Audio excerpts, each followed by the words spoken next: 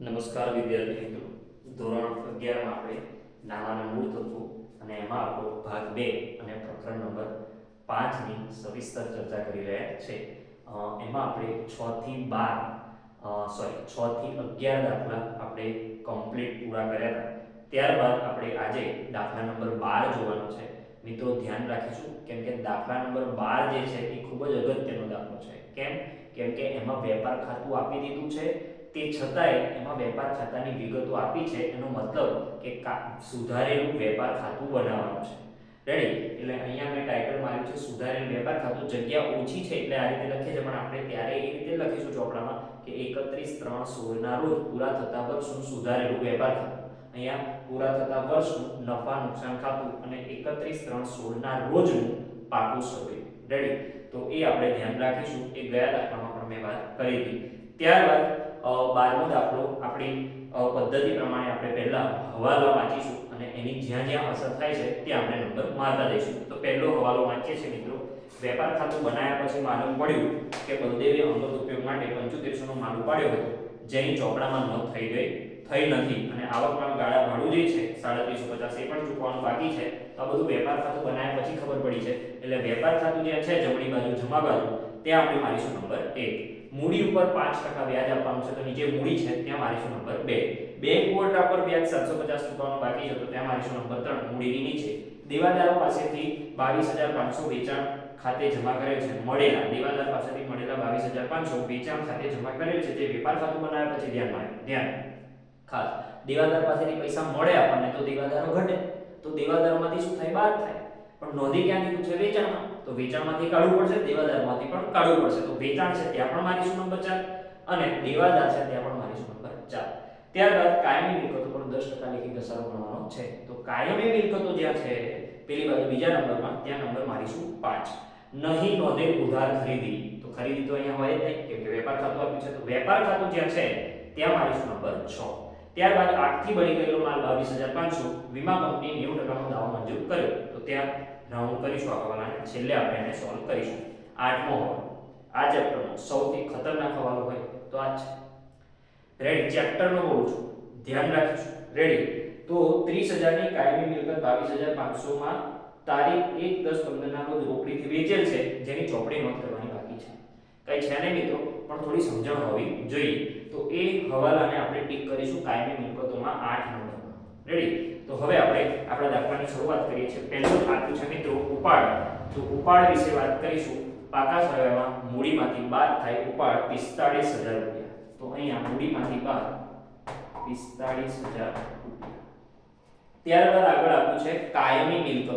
જો 6,75,000 કાયમી મિલકતો પાકા સર્વેમાં બિનચાલુ મિલકતોમાં આવશે. રેડી? તો અહીંયા કાયમી મિલકતો કેટલી છે? તો કે 6,75,000. પણ વાંચો હવાલા નંબર 8. 30000 ની મિલકત 22,500 માં વેચી દીધી છે. ગમે તેટલામાં વેચી, પણ મારી જોડથી મિલકત ગઈ કેટલી? તો કે 30000. ધ્યાન રાખીશું. તો મિલકતનું વેચાણ કર્યું. કેટલી મિલકત ગઈ મારી જોડથી? 30000. તો મારી જોડે બચ્યા કેટલા? તો 6 લાખ ને ખાસ 6,75,000 માંથી 30000 જાય તો 6,45,000 બચે. રેડી? હવે આ જે વધી મારી જોડે મિલકત એની પર પાછો મારે ઘસારો ગણવાનો છે કે 10% લેખે. તો ઘસારો અહીંયા ગણાશે 10% લેખે. તો 64,500 આવશે. રેડી? તો ગુણ્યા 10% માઈનસ બરાબર છે એટલે 5,80,500 આવશે. રેડી? અને આનો ઘસારો પાછો અહીંયા કાયમી મિલકતોનો ઘસારો કેટલો આવશે? 64,500. રેડી? હવે તમને થતું હશે કે પેલું 22,500 માં વેચ્યું તો એનો તો તમે કોઈ જગ્યાએ ઘસારો ગણ્યો જ ના. રેડી? એટલે જ આ હવાલો ડેન્જરસ છે. ધ્યાન રાખીશું ખાસ. એનો પણ ઘસારો ગણવાનો, પણ એ ઘસારો અહીં નહીં આવે. કેમ કે આપણે તો મિલકત 30000 ની વેચી, એમાં બધું આવી ગયું. બરાબર? તો ધ્યાન રાખીશું કેવી રીતે છે આનું આખું મેટર. નોંધ નંબર 1. વેચેલ મિલકતનો ઘસારો તો જો કેટલાની મિલકત વેચી છે મેં 30000 એન પર ઘસારો કેટલો ગણવાનો 10%. પણ આ મિલકતને આખું વર્ષ નહીં વાપરી. જો 1 10 15 ના રોજ વેચી દીધી. વર્ષ ક્યારે શરૂ થાય? ચોથા મહિનામાં. ચોથો, પાંચમો, છઠ્ઠો, સાતમો, આઠમો, નવમો, દસમો નહીં ગણાય કેમ કે 1 10 છે એટલે 6 મહિના વાપરી. તો ઘસારો પણ કેટલા મહિનાનો? 6 મહિનાનો. 6 બાર તો 30000 ગુણ્યા 10% ગુણ્યા 6 ભાગ્યા 12 એટલે 1500 રૂપિયા ઘસારો આવશે. કેટલો આવશે? 1500. તો ધ્યાન રાખીશું ખાસ અહીંયા એ ઘસારો લખવાનો વેચેલ મિલકતનો ઘસારો કેટલો આવશે? 1500 રૂપિયા. હજુ આ હવાલો પૂરો નથી થતો મિત્રો. 30000 ની મિલકત છે. ધ્યાન રાખીશું આપણે ઘસારા વાળું ચેપ્ટર ભણ્યા એમાં આપણે નોંધતા હતા. નોંધ નંબર 2 લખું છું. નોંધ નંબર 2 મિલકત છે કેટલાની? વેચેલ મિલકત છે કેટલાની? 30000 ની. આપણે મિલકત વેચીએ ને તો પહેલા ઘસારો બાદ કરી દેવો પડે પછી વેચાય. તો ઘસારો બાદ કરીને વેચ્યું હશે આપણે તો ઘસારો કેટલો છે? 1500 રૂપિયા. તો આપણી મિલકત કેટલામાં વેચાવી જોઈએ? તો કે 28500 માં વેચાવી જોઈએ. ચોપડી કિંમત કેટલી? 28500. પણ અંદર જો 28500 માં નથી વેચાઈ, 22500 માં વેચાઈ છે. તો વેચાણ કેટલું થયું? 22500. આ આપણને રોકડા મળ્યા છે. રેડી? તો 28500 વધારે કહેવાય કે 22500 વધારે કહેવાય? તો 28500 વધારે કહેવાય. એનો મતલબ કે મિલકત જ્યારે વેચી ત્યારે આપણને નુકસાન થયું છે. તો 28500 માંથી 22500 જાય તો કેટલું નુકસાન થયું છે? 6000 રૂપિયા. કેટલું છે? 6000 રૂપિયા. હવે આની આમ નોંધ કરવી હોય તો કેવી રીતે થાય? તો ધ્યાન રાખજો. પૈસા મળ્યા એટલે રોકડ ખાતે ઉધાર, ઘસારા ખાતે ઉધાર એટલે 22500 1500. ત્યારબાદ 6000 નુકસાન થયું તો નફા નુકસાન ખાતે પણ ઉધાર. એમ કરીને ટોટલ રકમ કેટલી થતી? 30000. તે યંત્ર ખાતે જમા. તો કેટલાનું યંત્ર ગયું? 30000. એટલે મેં કીધું હતું ને કે અહીંયા ઘસારો આવશે નહીં કેમ કે અહીંયા બધું ગણાયું છે. રોકડ ખાતે ઉધાર, ઘસારા ખાતે ઉધાર, નફા નુકસાન ખાતે નુકસાન થયું એના ખાતે ઉધાર, મિલકત ગઈ એટલે મિલકત ખાતે જમા. કેટલા છે? 30000. રેડી? હવે આ મિલકત વેચાણનું નુકસાન છે 6000 એ પણ અન્ય ખર્ચમાં આવશે. તો અહીંયા મિલકત વેચાણનું નુકસાન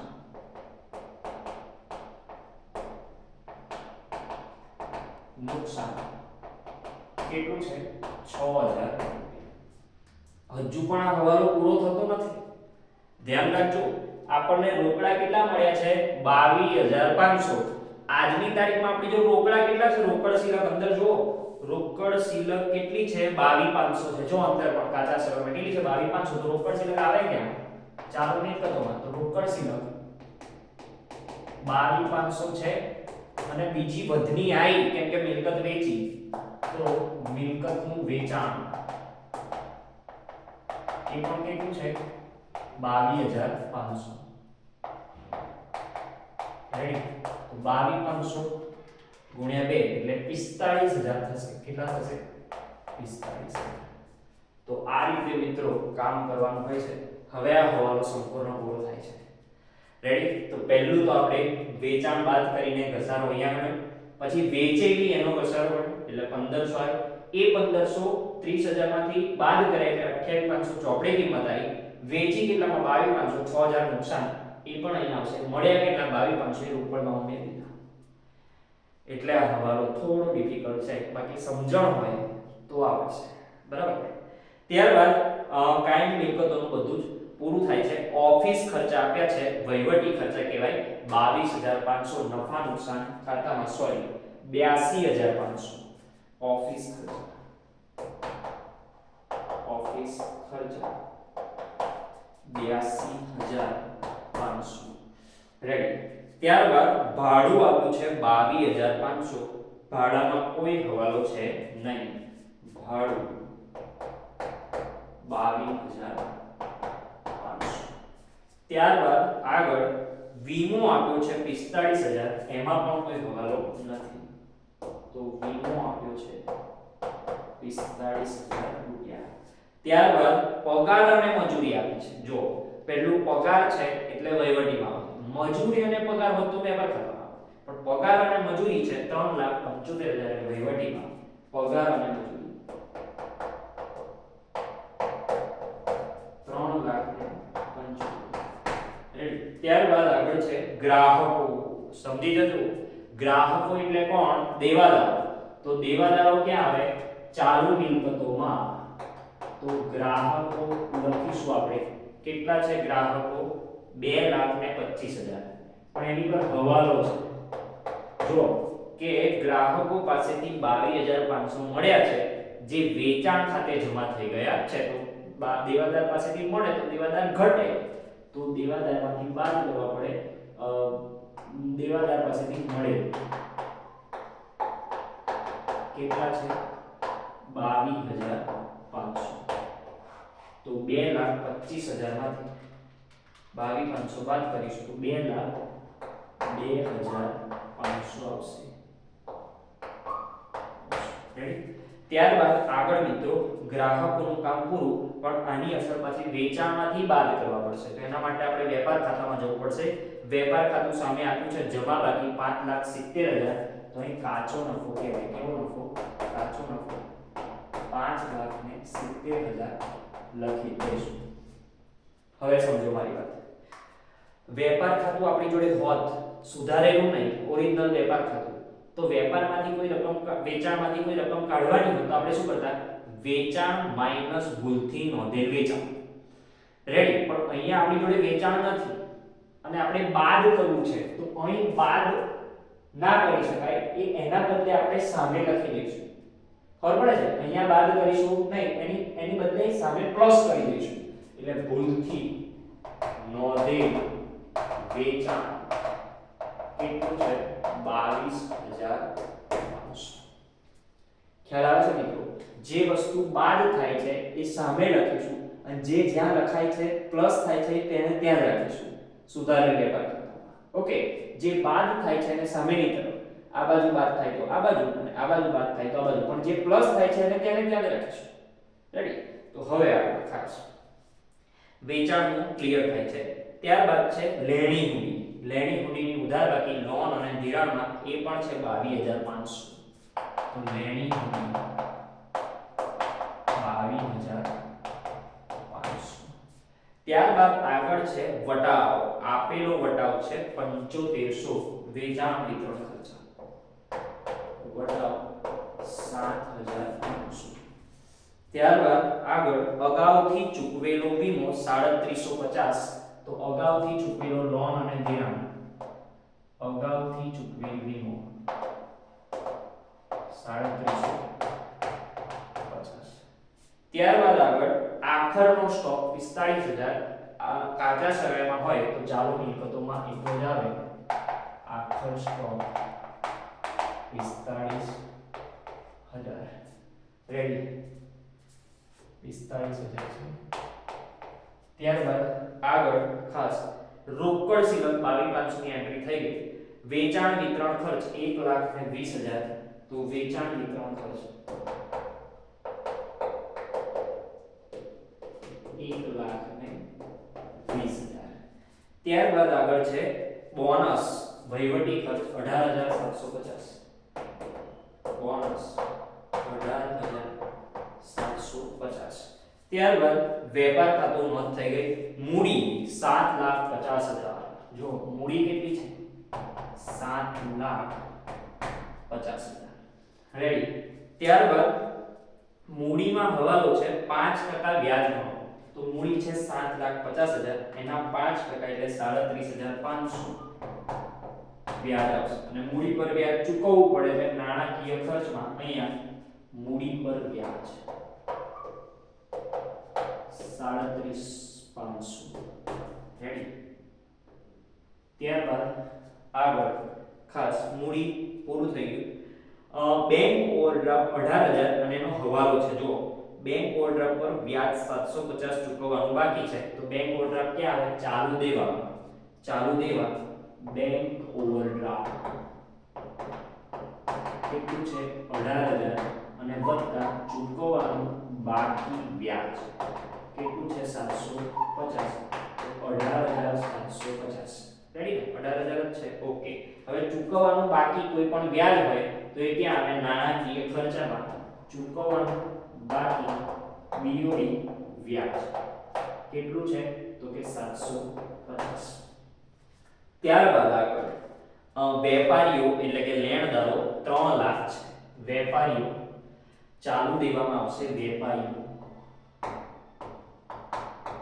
એની પર હવાલો છે મિત્રો ખાસ કયો હવાલો તો જો અંદર કે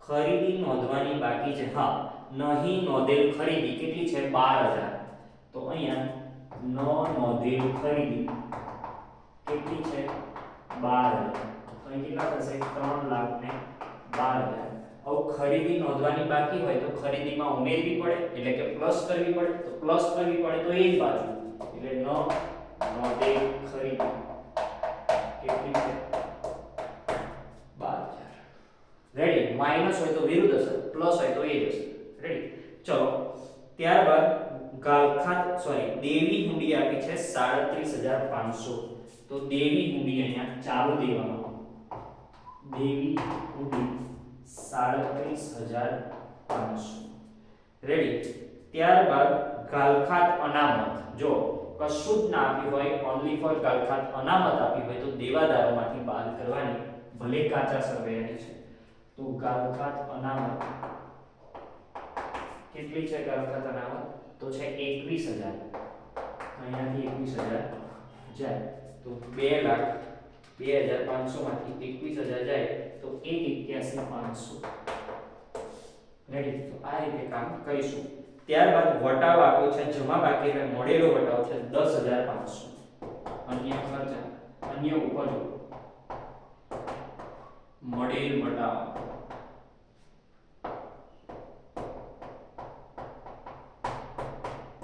10,500 રેડી ત્યારબાદ આગળ છે ચૂકવવાનો બાકી ઓફિસ ખર્ચ તો ચૂકવવાનું કશું બી બાકી હોય તો આપણું દેવું કહેવાય તો ચૂકવવાનો બાકી છે આને થોડું ઉપર લઈ લઈશું મિત્રો ચાલુ મિલકતોને ચાલુ મિલકતો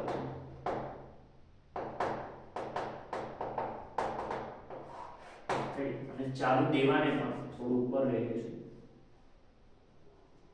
ચાલુ દેવા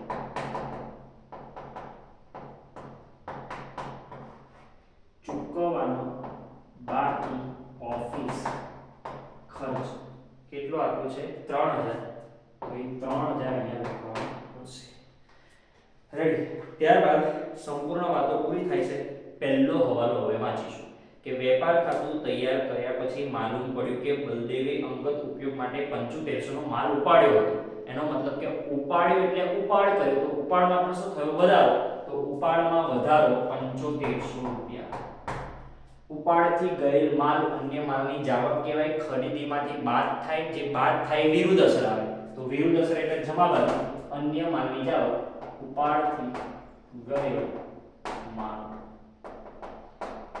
કેટલો 7500 ત્યારબાદ આગળ છે મિત્રો કે આમાં ગાભા આવકમાં ગાળા વાળું 3750 એ પણ ચૂકવવાનું બાકી છે રેડી તો આવકમાં ગાળા ભાડું ચૂકવવાનું બાકી હોય તો ચૂકવવું પડે તો આવકમાં ગાળા ભાડું અહીંયા જ આવે છે ખરીદીના ખર્ચામાં એટલે આમાં કેટલું આવશે 3750 અને ચૂકવવાનું બાકી હોય એટલે પાછું ચાલુ દેવામાં આવશે તો ચાલુ દેવાને હજી થોડા ઉપર લઈ લઈશું ચાલુ દેવા ચૂકવવાનું બાકી આમાં ગાળા કેટલા રૂપિયા છે તો કે 3750 તો ત્યારબાદ આ પહેલા વ્યવહારની સંપૂર્ણ નોંધ પૂરી થાય છે મૂડી પર વ્યાજ આવી ગયું બેંક ઓવરડ્રાફ્ટ આવી ગયું દેવાદારો પાસેથી આવી ગયું કાયમી મિલકતો ઘસારો નહીં નોંધેલ ખરીદી આવી ગયું આગથી બળી ગયેલો માલ ધ્યાન હવાલા નંબર 7 આગથી માલ બળી ગયો 22,500 અન્ય માલની જાવ રેડી ત્યારબાદ વીમા કંપની 90% દાવો મંજૂર રાખ્યો ત્રણ અસર આવે કેટલી અસર 3 કે માલ કેટલાનો બળી ગયો 22,500 અન્ય માલની જાવ ખરીદીમાંથી બાદ થાય એની વિરુદ્ધ અસર એટલે આગથી ગયેલ માલ આગથી બળેલ માલ 5,500 પણ વીમા કંપનીએ કેટલા આપ્યા 90%, એટલે 20,200 તો વીમા કંપની આપ્યા, તો ચાલુ મિલકતોમાં વીમા કંપની કેટલી આવશે 20,250.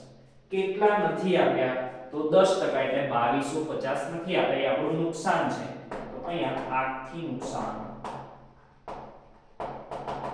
હવાનું કેટલું છે 2,250. તો આ લેવાની પણ અહીંયા નોંધ પૂરી થાય છે. ત્યારબાદ 3 કાયમી મિલકતોનો ઘસારો પણ આવી ગયો, તો કશું અહીંયા બાકી રહેતું નથી, સંપૂર્ણ નોંધ થઈ છે. તો હવે આપણે વેપાર ખાતું 5,70,000, 7500 અને 22,500, 6 લાખ આવશે. કેટલા આવશે 6 લાખ, અને બાદ કરીશું તો 22,500, 12,000 અને 3,350, એટલે 5,61,750 સુધારેલો કાચો નફો ક્યાં લઈ જવાનું છે નફા નુકસાન ખાતે. અહીંયા પણ કેટલા 6 લાખ. રેડી, તો અહીંયા લાવી દીધો આપણે કાચો નફો. કઈથી લાવ્યા વેપાર ખાતેથી 5,61,750. કશું બહાર લાવવાનું છે તો લાવી દઈશું, પણ કઈ છે નહીં. 5,61,750 અને 10,500 તો 5,72,250. 5,72,250 એમાંથી 82,500 બાદ કરીશું. ત્યારબાદ 22,500, ત્યારબાદ 45,000, ત્યારબાદ 3,75,000, 18,750, 7500, 1,20,000, 37,500, 750, એટલે માઇનસમાં જાય છે. એનો મતલબ કે આ બાજુ ટોટલ કેવું છે વધારે છે, તો 82,500, 22,500, 45,000, 3,75,000, 18,750. રેડી, ત્યારબાદ ફરીથી 82,500, ત્યારબાદ 22,500, ત્યારબાદ 45,000, ત્યારબાદ 3,75,000, ત્યારબાદ 18,750, ત્યારબાદ 7500, ત્યારબાદ 1,20,000, ત્યારબાદ 37,500, 750, પછી 64,500, પછી 1,500, 6,000, 22,50. તો આવશે 7,83,750. એમાંથી 57,250 જાય, એટલે અહીંયા લખી દઈએ પહેલા 7,83,750. રેડી, એમાંથી 5,61,750 જાય અને 10,500 જાય. 7,83,750 5,61,750 અને 10,500 જાય તો 2,11,500 ચોખ્ખી ખોટ આવશે. કેવી ખોટ? ચોખ્ખી. 5,11,500 ચોખ્ખી ખોટ ક્યાં લઈ લેવાની? મૂડી ખાતે. રેડી, તો અહીંયા ચોખ્ખા નફાની જગ્યાએ ચોખ્ખી ખોટ લખીશું, માઈનસ કરવી પડે. ચોખ્ખી ખોટ 2,11,500, અને હવે આપણે આનું ટોટલ કરીશું તો 7,50,000, 37,500, 2,11,500, 45,000, પછી 7500, એટલે આવશે 5,23,500. બહાર લાવવાનું જો કોઈ હોય તો આપણે લાવી દઈશું, કઈ છે નહીં, બધું બહાર જ છે. તો હવે આપણે ટોટલ મારીશું મસ્ત. 5,23,500, 3,350, 3,000, 18,750, ત્યારબાદ 3,12,000, 37,500. ઓકે, તો 8,98,500 જોઈએ એટલી બાજુ 5,80,500, ત્યારબાદ 1,81,500, પછી 45,000, વળી પાછા 45,000, 20,250, પછી 22,500, પછી 3,350. 8,98,500. તો બંને બાજુ 8,98,500, 8,98,500 આવી જાય છે. એટલે મિત્રો આ દાખલો જે છે એમાં આ મિલકત વાળો જે હવાલો છે એ થોડો ટિપિકલ હતો, અને વેપાર ખાતું સુધારેલું બનાવવાનું છે એમાં ખાસ ધ્યાન રાખવાનું વેપાર ખાતામાં જે વસ્તુઓ બાદ થતી હતી એની વિરુદ્ધ અસર કરી દેવાની, જે પ્લસ થતી હતી ત્યાં ત્યાં જ રાખવાની. રેડી? એટલે આપણે એ ધ્યાન રાખીશું. તો આ રીતે મિત્રો દાખલા ગણવાના હોય છે. કંઈ ના ખબર પડે તો આપણે જણાવીશું, અધરવાઇઝ એક વારમાં દાખલા આવડશે નહીં. આની સતત પ્રેક્ટિસ કરતા રહેવું પડશે ને આવા નવા સેમ ટુ સેમ ઉદાહરણો પણ એ લોકોએ આપ્યા છે કોપી ટુ કોપી, જેથી વધારે પ્રેક્ટિસ થઈ શકે. રાઈટ? તો કોઈ મુદ્દો એવો હશે તો આપણે જણાવીશું, અધરવાઇઝ ગણતા રહીશું, મજા કરતા રહીશું, મળતા રહીશું. મળીએ છીએ. જય હિન્દ, જય ભારત.